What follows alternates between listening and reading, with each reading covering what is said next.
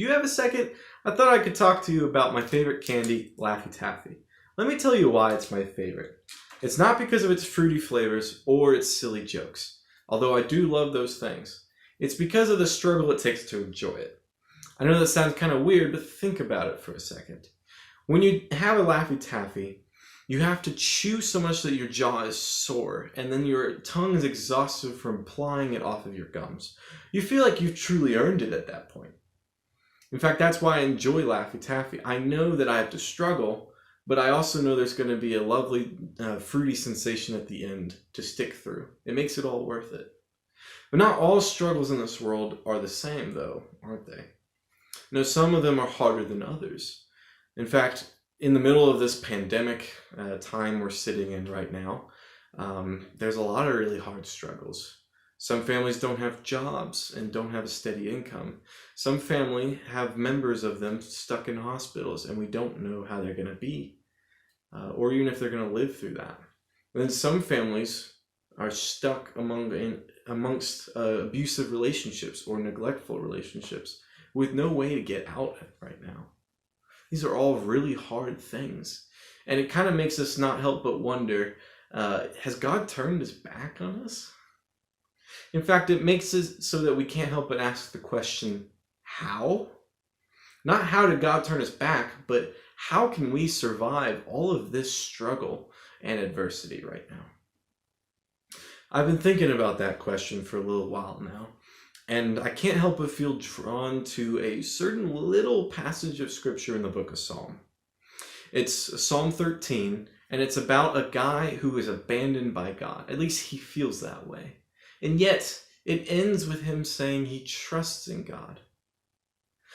No matter if you're desperate, hopeless, or just plain stuck in your situation right now, I think we all could pull something out of Psalm 13. I feel like it's telling us something we need to hear. So with your permission, I'd like to go through it. Starting with verse 1 and 2, we hear this. How long, Lord, will you forget me forever? How long will you hide your face from me? How long must I wrestle with my thoughts and day after day have sorrow in my heart? How long will my enemy triumph over me? Where we're at right now, the psalmist is in a very depressing state. He's tired. He feels abandoned and forgotten. He feels like he can't even see or hear God anywhere around him. That's a horrible place to be. On top of that, he's wrestling with his own horrible thoughts and the sorrow in his heart. And even on top of that, he feels like his enemies, whoever or whatever they are beating him. They're controlling him. And he's just in a hopeless place. I feel like we can relate to that a little bit. Perhaps the psalmist has just experienced death in the family. And though days have passed, that sorrow and grief still suffocates them, hanging over them. Perhaps the psalmist has a physical or mental disability, and though no matter how hard he tries to look normal like everyone else, in the end he feels isolated, exposed, or alone. Perhaps the psalmist just feels stuck where he's at, and no matter how hard he tries, he cannot find the motivation to do anything. He knows it should be easy, but he just can't seem to care.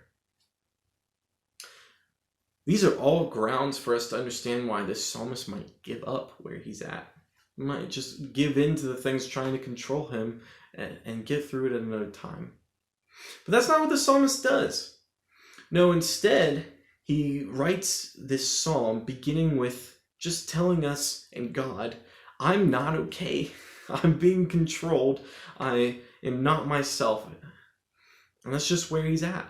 He shows us the first choice we get to make while in the midst of suffering, and that is the choice to expose ourselves to God. It sounds kind of weird to tell God these things, but it makes sense. I mean, think about it. If I was to fall on my face or stub my toe, my very first thing I would say is, ow! I would audibly tell others that I'm in pain. I would want you to know that. And it's the same with God. It all begins with being vulnerable with him. and kind of admitting to ourselves that we're not okay, because we're not. The psalmist doesn't stop there, though. He transitions over to verse 3 and 4, where he then says, "Look on me and answer, Lord my God. Give light to my eyes, or I will sleep in death. And my enemy will say, I have overcome him, and my foes will rejoice when I fall." We see a little transition here. A bold one, really. The psalmist takes his vulnerabilities that he mentioned before and uses them to ask God for help. He's basically saying, God, I cannot do this myself. I am struggling. I can't see you. I need you to reveal yourself to me. I feel beaten by my enemies. I need you to give at least a little bit of hope to me. This is where he shows us the second choice we get to make while struggling. And that is the choice to reconnect ourselves to God through prayer. I mean, God is eagerly waiting to hear from us, and he wants to connect with us. I mean, isn't that what prayer is about? Having a connection with God. In Matthew 7, on the Sermon on the Mount, Jesus had said, "Ask, and it will be given to you. Seek, and you will find. Knock, and the door will be open to you. For everyone who asks receives. The one who seeks finds, and to the one who knocks the door will be open. Which of you, if your son asks for bread, will give him a stone? Or if he asks for a fish, will give him a snake? If you then, though you are evil, know how to give good gifts to your children, how much more will your Father in heaven give good gifts to those who ask him?" Oh, I'm getting blurry here. Hello. There we go. This brings in a good point that God can't help us if we are not asking for it. This is all about the freedom of speech and the ability to do whatever you want in God's plan. He's not going to help you if you can't ask for it. So we need to be vulnerable with him, and we need to reconnect to him by asking. The psalmist then concludes with verses 5 and 6 that have a little bit of an interesting note to them. Let's go ahead and read it. Verse 5 says, "But I trust in your unfailing love. My heart rejoices in your salvation. I will sing the Lord's praise, for he has been good to me." We see here the key and the reason that the psalmist is writing. It's trust. Trust in God. See, among all of these bad things that are happening to the psalmist, he says that I am trusting in your unfailing love. He's basically saying, God, I am trusting you.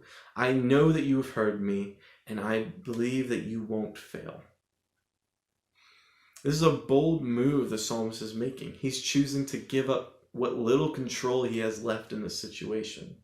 Though he's being beaten by his enemies, he's surrendering. This is the choice he gives us. The last choice we have while we are struggling is to surrender ourselves to God. In the Last Supper, in John chapter 15, Jesus says, "I am the vine, you are the branches. If you remain in me and I in you, you will bear much fruit. Apart from me, you can do nothing." Jesus is inside us whether we can feel him or not. And when it really comes down to it, we must choose to surrender our control so Jesus can have the reins to change us from the inside out. So what is Psalm 13 trying to say to us? Well, in the midst of this pandemic, you might feel threatened. Our way of life is threatened, really. And as you worry about yourself and the lives of your family and the safety, it's okay to admit that you're not okay. It's okay to admit that you need help. It's okay to need that. And it's also okay to not be able to stand on your own 2 feet. It's okay to rely on God for that, or on someone else. How can we survive all this struggle and adversity? We can rely on God. That is the goodness that makes the stubborn taffy worth chewing. So I guess the last question I have for you is this. What do you call a lazy bull?